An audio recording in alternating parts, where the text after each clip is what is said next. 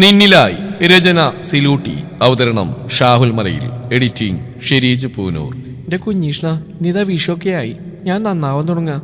അതിനായിട്ട് ആദ്യം തന്നെ അവൻ എൻ്റെ മനസ്സിൽ നിന്ന് മായ്പ്പിച്ച് തരണേ. ഇനി അവൻ എൻ്റെ മുമ്പിൽ കൊണ്ടുവരരുത്. അന്നൊരിക്കൽ നേരെ തിരിച്ചാണ് പറഞ്ഞെങ്കിലും ഇന്ന് നീ എന്നെ ഒന്ന് മറക്കാൻ സഹായിക്കണം. നീയേ ഉള്ളൂ എനിക്ക് തുണയായിട്ട്. ന്യൂ ഇയറിന് നന്നാവാന്ന് വിചാരിച്ച് മറന്നുപോയതുകൊണ്ട് വിഷുവിന് നന്നാവാന്ന് വിചാരിച്ചു. കണി കാണാൻ വേണ്ടി രാവിലെ 4 മണിക്ക് അമ്പലത്തിൽ വന്നാണ്. കുഞ്ഞീഷ്ണനോട് പ്രാർത്ഥിച്ച് അവനെ മറക്കുന്ന കാര്യം ഒന്നുകൂടി ഓർമ്മിച്ച് തിരിഞ്ഞടന്ന് പടിപ്പുരവാതിൽ കടന്നു തൊട്ടുമുന്നിൽ എനിക്കുള്ള കണി റെഡി. ആരെയാണോ ഇനി കാണരുതെന്നും മറക്കണമെന്നും ആഗ്രഹിച്ച് അതേയാളിതാ നെഞ്ചു വിരിച്ച് മുന്നിൽ നിൽക്കുന്നു. എന്നെ കണ്ടെന്ന് തോന്നിയതും ഞാൻ തലകുനിച്ച് മെല്ലെ കാണാത്ത ഭാവം നടിച്ച് നടന്നകന്നു. എന്നെ സംബന്ധിച്ചിടത്തോളം ഈ നിമിഷത്തിൽ പ്രണയം നിരസിച്ച് എൻ്റെ മുമ്പിൽ തലകുനിച്ച് നടക്കുന്നതാണ് ഏറ്റവും അരോചകമായ അവസ്ഥ. പടിപ്പുര കടന്ന് ഞാൻ ദയനീയമായ ആ കള്ളകൃഷ്ണനെ തിരിഞ്ഞു നോക്കി. എൻ്റെ പുഷ്പാഞ്ജലി നീ മുഖ്യല്ലേ? വെളുപ്പാൻ കാലത്ത് അമ്മയുടെ കൈയും കാലും പിടിച്ച് ഒറ്റയ്ക്ക് വന്നാൽ നിന്നെ കാണാൻ. അത് വല്ലതും നിനക്ക് അറിയണോ കണ്ണാ? ഞാനിന്ന് ആകെ ഒരു ആഗ്രഹം ചോദിച്ചുള്ളൂ, അവനിനി കാണരുതും മറക്കാൻ പറ്റണേന്ന്. എന്നിട്ടോ പടിപ്പുര കടക്കുന്നതിന് മുന്നേ അവൻ എൻ്റെ മുമ്പിൽ എത്തിച്ചില്ലേ? എത്ര എനിക്ക് എന്നെ വേണ്ടാത്തവന് വേണ്ടാന്ന് മനസ്സിൽ പറഞ്ഞു പഠിപ്പിച്ചാലും അവനെ കാണുമ്പോൾ ഇപ്പോഴും എൻ്റെ ഹൃദയം വിങ്ങിപ്പൊട്ടുന്നു. നിന്നോട് ഞാൻ പറഞ്ഞല്ലേ? എന്നിട്ടും നീ വേണ്ട. നീയായിട്ടുള്ള ബന്ധമൊക്കെ ഞാൻ നിർത്തി. ഇനി അടുത്ത വിഷുവിനെ എന്നെ ഇങ്ങോട്ടേക്ക് പ്രതീക്ഷിച്ചാൽ മതി. കള്ളച്ചിരി തൂവി ഓടക്കുയിലും പിടിച്ചു നിൽക്കുന്ന കൃഷ്ണ വിഗ്രഹത്തിലേക്ക് നോക്കി പടിപ്പുരവാതിക്കൽ നിന്ന് ഇത്രയും പിറുവിറുത്തി ഞാൻ തിരിഞ്ഞടന്നു. പിറുവിറുക്കൽ കേട്ടിട്ടാണെന്ന് തോന്നുന്നു ചുറ്റുമുള്ളവരൊക്കെ എന്നെ തന്നെ നോക്കുന്നുണ്ട്. അവർക്കറിയില്ലല്ലോ എന്റെ വിഷമം. മുന്നോട്ട് നടന്നു പുറകിലേക്ക് തിരിഞ്ഞു നോക്കാൻ മനസ്സ് വെമ്പി നിൽക്കുന്നുണ്ടെങ്കിലും എന്റെ സെൽഫ് മോട്ടിവേഷൻ കൊണ്ട് 1-2 സ്റ്റെപ്പ് തിരിഞ്ഞു നോക്കിയില്ല. എന്നാൽ അത് കഴിഞ്ഞതും കണ്ണും കഴുത്തും ഓട്ടോമാറ്റിക്കായി അമ്പലനടയിൽ കണ്ണടച്ച് പ്രാർത്ഥിക്കുന്ന അവന്റെ മേലെ തറഞ്ഞു നിന്നു. ധരിച്ചിരുന്ന ഷർട്ട് ഊരി തോളിലിട്ട് കസവും മുണ്ടും കൊടുത്ത് എന്തോ കാര്യമായ പ്രാർത്ഥനയിലാണ് ആള്. മിക്കവാറും ഇഷ്ടം പറഞ്ഞു വരുന്ന പെണ്ണുങ്ങളെല്ലാം അകറ്റാൻ പറ്റണേന്നായിരിക്കും. കൂടെ ആളുടെ വാലും ഉണ്ട്, ശിവ. പെട്ടെന്ന് ശിവ തിരിഞ്ഞു നോക്കിയതും ഞാൻ മുഖവും വെട്ടിച്ച് വീട്ടിലേക്ക് നടന്നു. ദൂരമേറെ താണ്ടിയിട്ടും മനസ്സമ്പലത്തിൽ തന്നെ ചുറ്റിപ്പറ്റിയിരിക്കുകയാണ്. കാരണം അവനാണ് കൃഷ്ണജിത്ത് എന്ന ജിത്തു.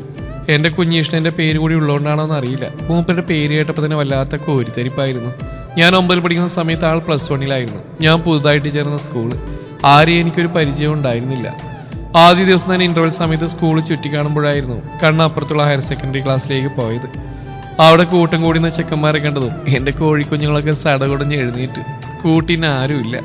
പിന്നെ എന്തെങ്കിലുമൊക്കെ എൻ്റർടൈൻമെൻറ്റ് വേണ്ടേന്നുള്ള ചിന്തയിൽ ഓരോരുത്തരെയും വീക്ഷിക്കാൻ തുടങ്ങി. ആദ്യം കണ്ടെത്തിയത് കയ്യിലുള്ള പുസ്തകം വിരലിൽ വെച്ച് കറക്കുന്ന ഒരു പൊടിമീശക്കാരനായിരുന്നു. യൂണിഫോമായിരുന്നു വേഷം. വെട്ടിയൊതുക്കിയ മുടിയും പൊടി മീശയും ചെറുതായി കിളിർക്കാൻ തുടങ്ങിയ താടിയും. അവനെ തന്നെ നോക്കി നിൽക്കുമ്പോഴാണ് പെട്ടെന്ന് അവന്റെ കൈയിലുള്ള ബുക്ക് ഏതോ കൈകൾ വന്ന് സ്വന്തമാക്കുന്ന കണ്ടത്. കറുത്ത നീള രോമങ്ങൾ കൊണ്ട് അനാവൃതമായിരിക്കുന്ന നീണ്ട വിരലുകളുള്ള ദൃഢമായ വെളുത്ത കൈ തണ്ടയിൽ കറുത്ത ചരട് മുറുക്കി കെട്ടിയിട്ടുണ്ടായിരുന്നു. കൈകളിൽ ആ നീള രോമത്തിന് എന്തോ ഒരു പ്രത്യേക ഭംഗി തോന്നി. കൈയുടെ ഉടമയെ കാണാൻ കണ്ണു മുഖത്തേക്ക് തെറ്റിച്ചതും ഇന്റർവെൽ കഴിഞ്ഞ് ബെല്ലടിച്ച് ഒന്നിച്ചായിരുന്നു. ബെല്ലടി കേട്ടതും മറ്റേ പൊടിമീശക്കാരൻ ആളുടെ കൈവലിച്ച് ഓടുന്ന കണ്ടു. മുഖം കാണാനൊരു ശ്രമം നിന്ന പോലെ ഞാൻ നിന്നിടത്ത് നീന്തി വലിഞ്ഞു നോക്കിയതും ഇന്റർവെൽ കഴിഞ്ഞ് ക്ലാസ്സിൽ കയറാൻ ധൃതിയോടെ ഓടി വന്ന ഒരു പറ്റും കുട്ടികൾ എന്നെ ഇടിച്ചിട്ടു. വീണ്ടെടുത്തുനിന്ന് പിടഞ്ഞെഴുന്നേറ്റ് നോക്കിയതും അവർ നിന്നിടം ശൂന്യമായിരുന്നു. അവർ നിന്ന സ്ഥലം വെച്ച് എൻ്റെ ക്ലാസ്സിൻ്റെ ഏകദേശം ഓപ്പോസിറ്റ് തന്നെയാണ് അവരുടെ ക്ലാസ്സും. സമയമുണ്ടല്ലോ കാണാമെന്ന് മനസ്സിൽ കരുതി ഞാൻ ക്ലാസ്സിൽ കയറി. ക്ലാസ്സിൽ ടീച്ചർ വന്ന് ഓരോന്ന് പറയുമ്പോഴും എൻ്റെ മനസ്സിലും കണ്ണിലും ആ നീളൻ രോമങ്ങളായിരുന്നു. അന്ന് ഞങ്ങൾ ഉച്ചയ്ക്ക് തന്നെ വിട്ടുകൊണ്ട് ആളുടെ മുഖം കാണാൻ പറ്റിയില്ല. അങ്ങനെ ആദ്യത്തെ ഒരാഴ്ച കടന്നുപോയി. അതിനിടയിൽ ഒരു കിളി പോയതിനെ കൂട്ടായും കിട്ടി, വൈശിക എന്ന എൻ്റെ ശിഖ. ഒരു ദിവസം സ്കൂൾ വിട്ട സമയം, നല്ല ഇടിയും മഴയും. കയ്യിൽ കൂടെയുണ്ടെങ്കിൽ അത് നനക്കാൻ വയ്യാത്ത വൈക്ലഭ്യമായതുകൊണ്ട് മഴ തോരുന്നവർ ഞാനും ശിഖയും കാത്തു നിന്നു. മഴ ചെറുതായി തോർന്നു. ഞാനവളും മുഖാമുഖം നോക്കി തലയിൽ കൈവച്ച് ഒറ്റ ഓട്ടം. ശിഖ മഴ നനയാതെ ഏറെ ദൂരെ എത്തിയെങ്കിലും ഞാൻ ചെളിവെള്ളത്തിൽ വഴുതി അവിടെ തന്നെ സ്പാട്ടയും കുത്തി വീണു. ശിഖ തിരിഞ്ഞു നോക്കിയതും ചെളിവെള്ളത്തിൽ കുളിച്ച് മീൻ വിൽക്കുന്ന മീൻകാരിയെ പോലെ സ്കൂൾ കോമ്പൗണ്ടിൽ കുത്തിയിരിക്കുന്ന എന്നെ കണ്ട് ഓടി വന്ന് കുറെ വയറുമ്പത്തി ചിരിച്ചു. അവസാനം എൻ്റെ കയ്യിൽ നിന്ന് ഒലിക്കുന്ന ചോര കണ്ടും ചിരി അവസാനിപ്പിച്ച് കുറെ ഉപദേശം തന്ന് എന്നെ സ്റ്റാഫ് റൂമിലേക്ക് കൊണ്ടുപോയി.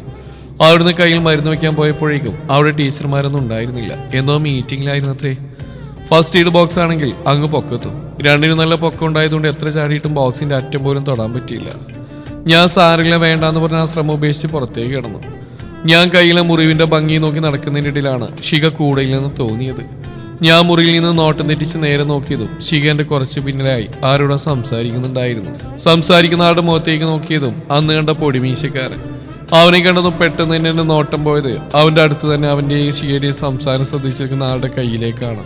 അതെ, ആ നീള രോമങ്ങളുള്ള ചരട് മുറുക്കി കെട്ടിയ കൈ. ഞാനും മെല്ലെ നോട്ട ആളുടെ മുഖത്തേക്ക് തെറ്റിച്ചോ ഹൃദയം 10 മടങ്ങിരട്ടിയിൽ ഇടിച്ചു. നീളൻ കുഞ്ഞിക്കണ്ണുകളും അതിന്റെ മുകളിലായി കൂട്ടിമുട്ടിയ കട്ടിപ്പുരികം. ചുണ്ടിന് മുകളിലായി നല്ല കട്ടിമീശ സ്ഥാനം പിടിച്ചിട്ടുണ്ട്. മീശയുടെ തുടർച്ചയായി വളർന്ന താടിയും. മുഖമൊട്ടാകെ നോക്കിയതും എന്റെ നോട്ടം പെട്ടെന്ന് തന്നെ യൂണിഫോമിലേക്ക് പോയി. ഇനി ആൾ +1 തന്നെയല്ലേ? ഈ പ്രായത്തിൽ ഇത്രയും മീശയും താടിയോ? കണ്ടാൽ നല്ല പക്വതയുള്ള ആളെ പോലെയുണ്ട്. എന്നാലും കാണാൻ എന്തോ വല്ലാത്ത ചന്തോ. ഇങ്ങനെയൊക്കെ മനസ്സിൽ പറയുമ്പോഴാണ് ശിഖ എന്നെ വിളിച്ചത്. പെട്ടെന്ന് തന്നെ ഞാൻ ഞെട്ടി അവളെ നോക്കിയതും അവൾ എന്നെയും കുട്ടി അവിടെ പുറകിലായി സ്റ്റാഫ് റൂമിലേക്ക് പോയി. ഞാൻ സ്റ്റാഫ് റൂമിന്റെ വാതിൽക്കിൽ നിന്ന് എത്തി നോക്കിയതും കണ്ടു ഫസ്റ്റ് എയ്ഡ് ബോക്സ് എടുത്ത് കറക്കിക്കൊണ്ടുവരുന്ന പൊടിമീശക്കാരനെ. അവനത് എന്റെ കയ്യിൽ തന്നു.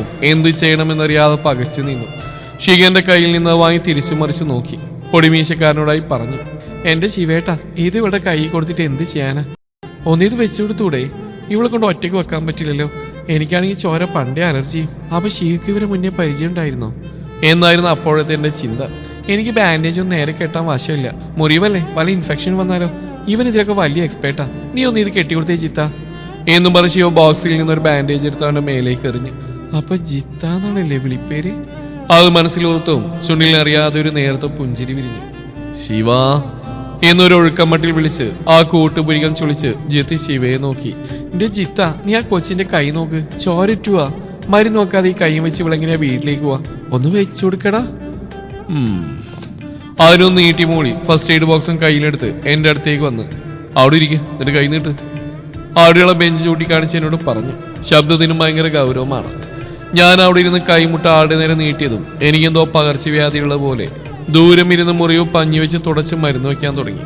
രണ്ടുപേരിൽ മാത്രം കൂട്ടിപ്പിടിച്ച് എന്റെ കയ്യാൽ മാക്സിമം മുട്ടാതെ മരുന്ന് വയ്ക്കാൻ ശ്രമിക്കുന്നുണ്ടതും എനിക്ക് ചിരിയാണ് വന്നത്.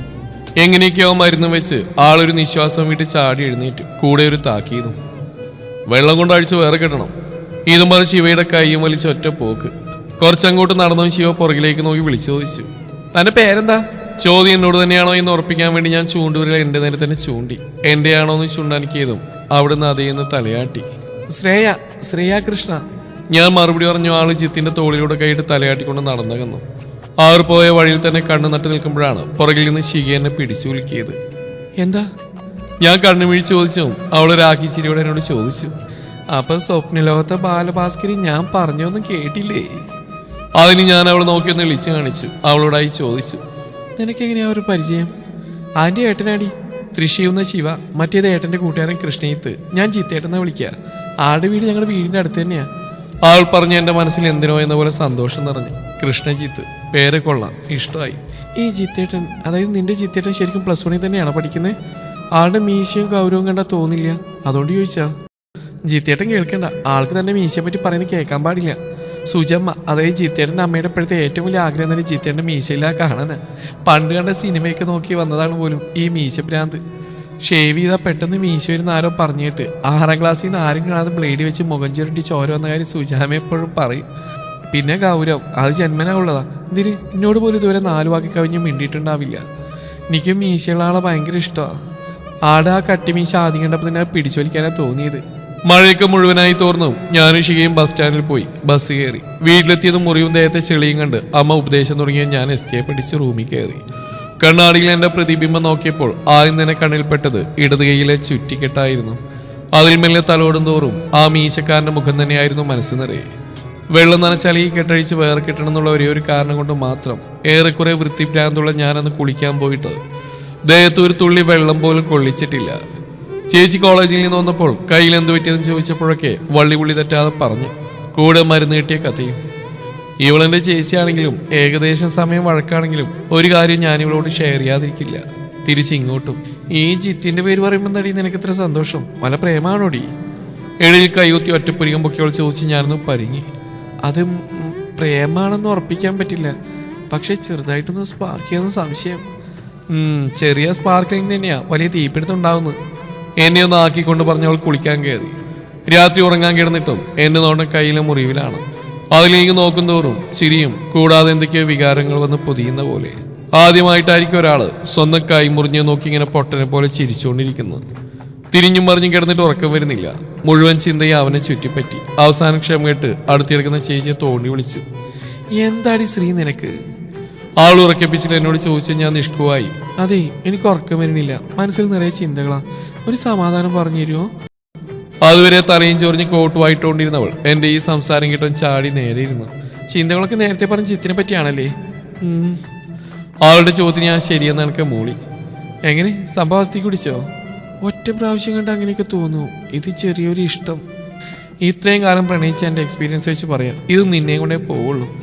ഇപ്പൊ തോന്നുന്ന ഈ ചെറിയ ഇഷ്ടം വൈകാതെ പടന്ന് പന്തലിച്ചോളൂ കേട്ടോ. അവൾ പറയുന്ന കേട്ട് ഞാൻ വാ പൊളിച്ചിരുന്നു. അവൾ എൻ്റെ വാ കൈ കൊണ്ട് അടച്ചു. എൻ്റെ സ്ത്രീയെ നീ ഇങ്ങനെ വായും പൊളിച്ചിരിക്കേണ്ട. ഇതൊക്കെ സ്വാഭാവിക. ഇഷ്ടം തോന്നി അങ്ങ് ഇഷ്ടപ്പെടണം, അല്ലാതെ അത് ഒളിപ്പിക്കാൻ നോക്കരുത്. പക്ഷെ ആദ്യം തന്നെ ദിവ്യപ്രണയാണെന്ന് വിചാരിച്ച് അതിന് പുറകെ തന്നെ നടക്കരുത്. പഠിക്കേണ്ട സമയത്ത് നീ പഠിക്കും. അതിൻ്റെ ഇടയിൽ ലൈൻ വലിക്കേണ്ടെന്നല്ല പറഞ്ഞ് ഒക്കെ ചിന്തിച്ചും കണ്ടും ആയിരിക്കണം.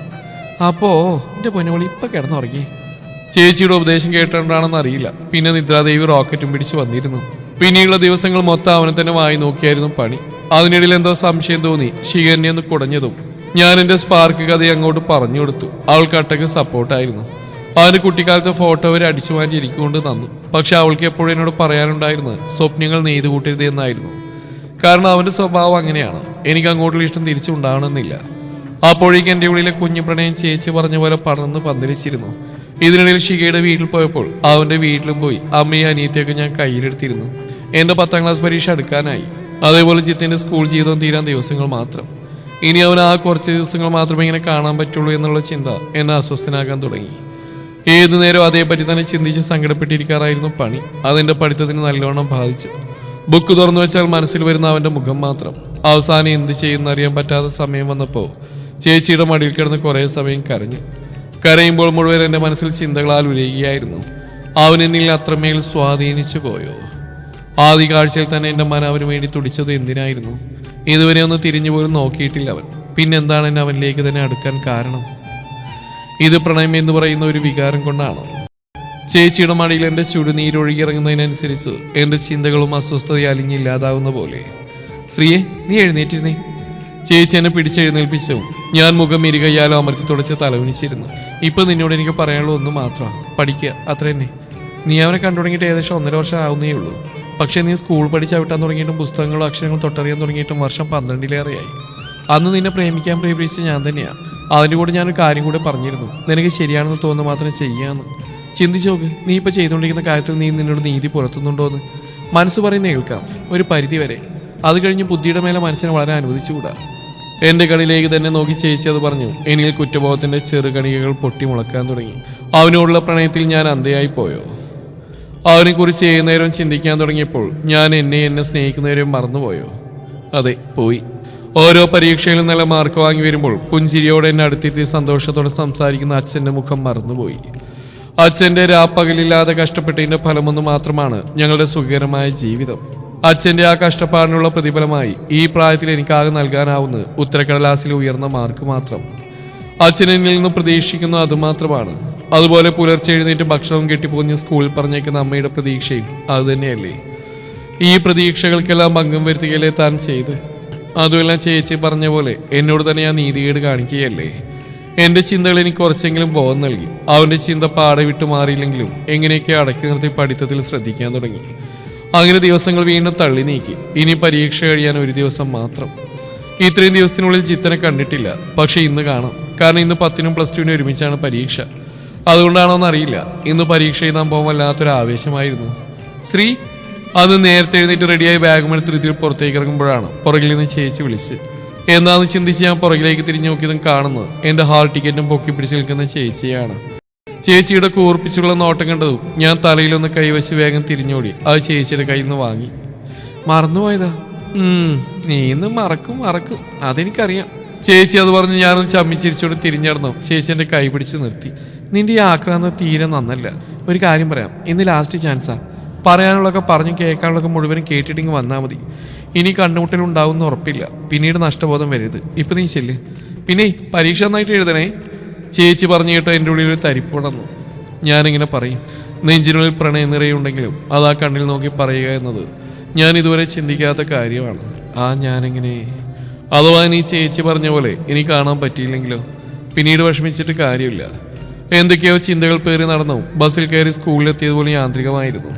നേരെ ചെന്ന് ശിഖയോടൊക്കെ പറഞ്ഞപ്പോൾ അവൾക്കും ചേച്ചിയുടെ അതേ അഭിപ്രായമായിരുന്നു. പരീക്ഷ എഴുതി കഴിഞ്ഞുള്ള ബെല്ല് കേട്ടതും എൻ്റെ ഉള്ളിൽ നെഞ്ചിരിപ്പ് ഉയരാൻ തുടങ്ങി. പരീക്ഷാ പേപ്പർ ടീച്ചറെ ഏൽപ്പിച്ച് പുറത്തിറങ്ങിയപ്പോഴേക്കും ശിഖ എന്നെയും കാത്ത് അവിടെ ഉണ്ടായിരുന്നു. വാ അങ്ങോട്ട് പോവാം, അവിടെയാ ശിവേന്റെ ക്ലാസ്. മിക്കവാറും ആ ക്ലാസ് തന്നെയായിരിക്കും ചിത്തേട്ടനും. അവരിറങ്ങുന്നതിന് മുന്നേ പോകണം. അവൾ പറഞ്ഞതും ഞാൻ അവിടെ കൈയെടുത്ത് എന്നെ നെഞ്ചിൽ വെച്ചു. തുടരും ഈ കഥയുടെ ബാക്കി ഭാഗം നാളെ ഇതേ സമയം.